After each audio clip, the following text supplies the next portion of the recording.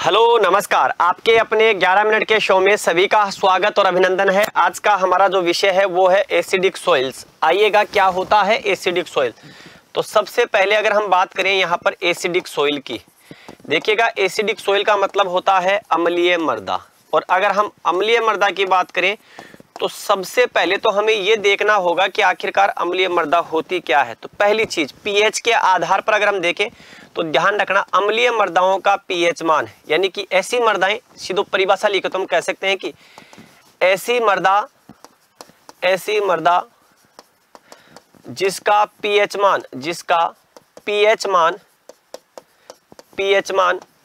7.0 से कम हो। पहली चीज तो ये।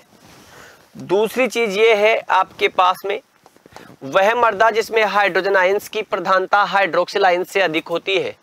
तो आप ये भी कह सकते हो कि अम्लीय मृदाओं में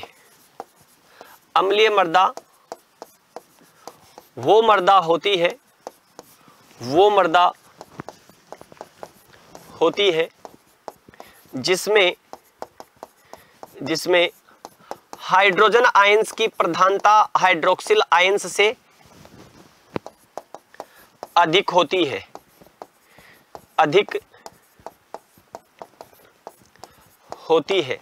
अगर हम यहां पर बात करें कि अम्लता जो होती है वो कितने प्रकार की, ठीक है, अगर हम अम्लता के प्रकार की बात करें तो यहां देखिएगा अम्लता के जो प्रकार होते हैं वो दो प्रकार होते हैं। एक होती है एक्टिव एसिडिटी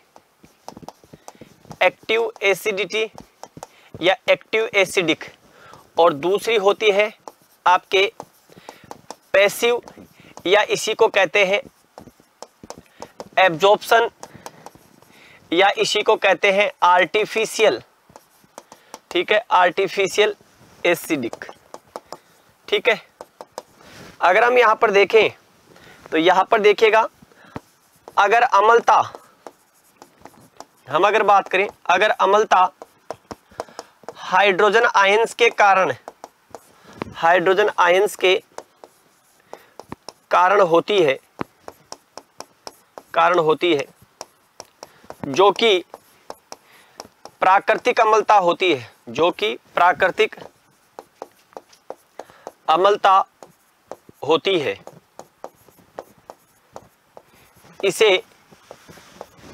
इसे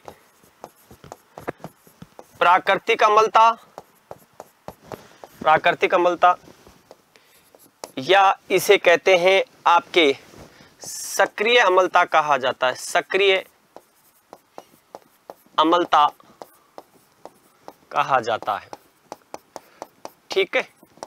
लेकिन अगर यही अम्लता कृत्रिम रूप से, विशेष रूप से जैसे किसी फर्टिलाइजर के प्रयोग करने से हो जाए तो आप कह सकते हो कि हाइड्रोजन और एल्यूमिनियम या किसी और जैसे आपके फेरस वगैरह है, इनकी वजह से भी हाइड्रोजन और एल्यूमिनियम आयंस के अधिशोषण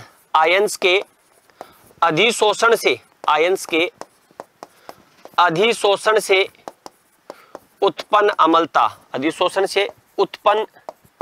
अम्लता क्या कहलाएगी, ध्यान रखना, अधिशोषित अम्लता भी कहते हैं इसे, पैसिव, तो इसे हम अधिशोषित अम्लता भी कहते हैं, ये ध्यान रखना आपको, ठीक है, ये ध्यान रखना आपको। तो ये एसिडिक सॉइल्स की बेसिक जो जानकारी है उस पर हमने चर्चा की है। आगे की तरफ अगर देखें तो यहां देखिएगा बेटा, अगर हम बात करें आपके एसिडिक सॉइल जो होती है, उस एसिडिक सॉइल के बारे में कुछ बातें और भी हैं, वो लिखें। आखिरकार एसिडिक सॉइल के बनने के क्या कारण है, क्यों एसिडिक सॉइल बनती है, तो इसके कुछ कारण है। पहला, याद रखिएगा एसिडिक मृदाओं का निर्माण आर्द्र और अधिक वर्षा वाले क्षेत्रों में होता है। तो पहला, आर्द्र व अधिक वर्षा वाले क्षेत्रों में इसका निर्माण, ठीक है। कारण क्या है, तो आप समझ गए, पानी की अधिकता। दूसरा, अगर हम यहां पर देखें तो आपके जैसे मृदा में कार्बनिक अम्ल जो होता है उसकी वजह से, तो आप ये कह सकते हैं कार्बनिक पदार्थों, ठीक है, तो आप ये कह सकते हो कि कार्बनिक पदार्थों की उपस्थिति, और आपको पता है कि ह्यूमस क्या होता है, अम्लीय, क्यों, कार्बन की मात्रा वहां पर है। अगर हम यहाँ पर बात करें, नेक्स्ट को लेकर के बात करें कि और क्या कारण है, जैसे कई बार हम क्या करते हैं, यहाँ देखिएगा, अम्लीय उर्वरकों का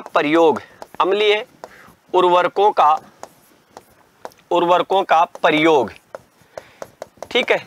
जैसे अगर आप देखेंगे यूरिया के लगातार प्रयोग करने से, डीएपी के लगातार प्रयोग करने से, अमोनियम सल्फेट, ठीक है, अमोनियम सल्फेट, ठीक है।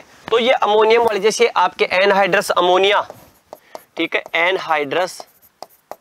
एनहाइड्रस अमोनिया, ठीक है। जैसे सूक्ष्म जीव, तो यहां पर चौथा सूक्ष्म जीवों के कारण भी होती है, सूक्ष्म जीवों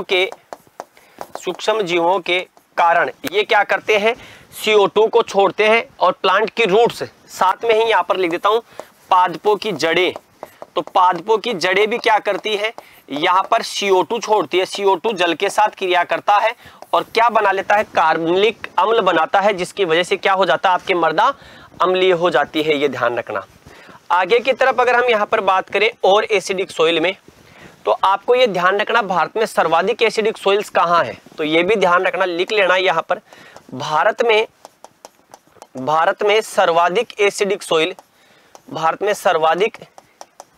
सोइल कहाँ दिखाई देगी बेटा, तो ये ध्यान रखना केरल में आपको दिखाई देगी, ठीक है।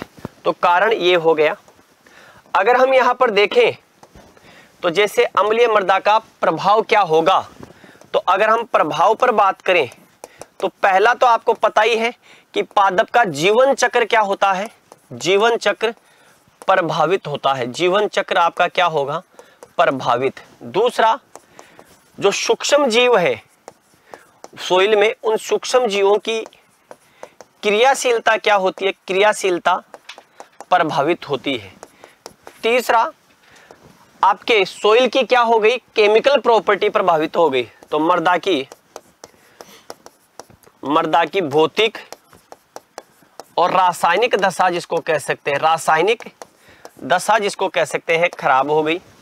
अगर हम यहाँ पर देखें तो अब यहाँ सभी प्रकार की फसलें नहीं हो सकती, तो कुछ फसलें यहाँ पर नहीं होंगी, तो कुछ फसलों पर प्रतिकूल प्रभाव, ठीक है, कुछ फसलों पर प्रतिकूल प्रभाव होगा, ये ध्यान रखना आपको। अब यहाँ पर हमारे पास ये आता है कि आखिरकार एसिडिक सोइल को हम सुधारे कैसे, तो यहाँ पर देखो एसिडिक सोइल्स को सुधारना, तो अम्लीय मृदाओं को, तो हम यहाँ पर कह सकते हैं अम्लीय मृदाओं का सुधार। तो कैसे किया जाएगा अम्लीय मृदाओं का सुधार? पहली चीज, यहां अगर हम देखें अम्लीय मृदा में, पहला चूने का प्रयोग करना हमें, ठीक है, तो यहां पर चूना का प्रयोग, और चूने का प्रयोग करने से क्या होगा, पीएच मान बढ़ता है, ये ध्यान रखना, पीएच मान बढ़ता है, ठीक है। इसका विशिष्ट रूप से ध्यान रखना, चूने का प्रयोग, या आप कह सकते हो जैसे डोलोमाइट, ठीक है, डोलोमाइट का प्रयोग, लेकिन डोलोमाइट के प्रयोग को अगर देखा जाए तो इसका प्रयोग करते हैं मैग्नीशियम के कारण। चूने में आपके ये ध्यान रखना CaCl2 कैल्शियम जो आपके कार्बोनेट जो होता है, ठीक है, कैल्साइट भी कह देते हैं। इसके साथ में ही अगर हम देखें तो ध्यान रखना चूनेदार पदार्थ, जो भी चूनेदार पदार्थ है, चाहे वो भुजा हुआ चूना हो, ठीक है, भुजा चूना हो या बिना भुजा चूना हो, ठीक है, बिना भुजा चाहे वो चूना हो, ठीक है, ये हमें ध्यान रखना है आपको। अब इसके साथ में जैसे हम क्या कर सकते हैं, रिक्लेमेशन के रूप में अगर देखा जाए तो जैसे अम्लीय, अम्ल सहनशील या अम्लता सहनशील, ठीक है, अम्लता सहनशील फसलें, तो अम्ल सहनशील फसलों का प्रयोग करना, जैसे आप आलू की खेती अच्छे से कर सकते हो, धान की खेती अच्छे से कर सकते हो, चाय की खेती आप अच्छे से कर सकते हो, ये क्या है, अम्ल प्रिय है, ये ध्यान रखना है आपको, ठीक है। आपको एक सवाल का जवाब देना है, सवाल ध्यान रखना, कौन सा एक ऐसा फोस्फेटिक उत्पाद है जिसका प्रयोग हाईली एसिडिक सोइल को सुधारने में किया जाता है। ठीक है, हाईली एसिडिक सोइल्स को सुधारने में किया जाता है, ये ध्यान रखना। अब यहां अगर आप देखोगे तो अम्लीय मृदाओं में कौन से पोषक तत्वों की कमी, तो देखिएगा कमी की बात करोगे तो कमी हो जाती है आपके calcium, magnesium, sodium, potassium, molybdenum, boron. अधिकता किसकी हो जाती है, तो अधिकता आपको ध्यान रखना, अधिकता फेरस की, एल्यूमिनियम की, कॉपर की, जिंक की, ये आपको ध्यान रखना विशिष्ट रूप से क्या हो जाती है, प्रधानता हो जाए। सवाल पुनः सुन लीजिएगा, कौन सा एक ऐसा फोस्फेटिक उर्वरक है जिसका प्रयोग हाईली एसिडिक सॉइल्स में किया जाता है। तो ये थी हमारे आज के इस सेशन में अम्लीय मृदाओं को लेकर के, जिसको कह सकते हैं हमने चर्चा की थी। कैसा लगा आपको ये 11 मिनट का आपका अपना शो, जरूर बताइएगा। आगे आने वाले बिंदुओं में टॉपिक्स में क्या पढ़ना चाहते हो, तो इसी प्रकार की सूचनाओं के लिए जुड़े रहिए उत्कर्ष एग्रीकल्चर क्लासेज के यूट्यूब चैनल के साथ। आपका अपना मैं जीएल चौधरी, सभी को राम राम, जय हिंद, जय भारत, बेस्ट ऑफ लक।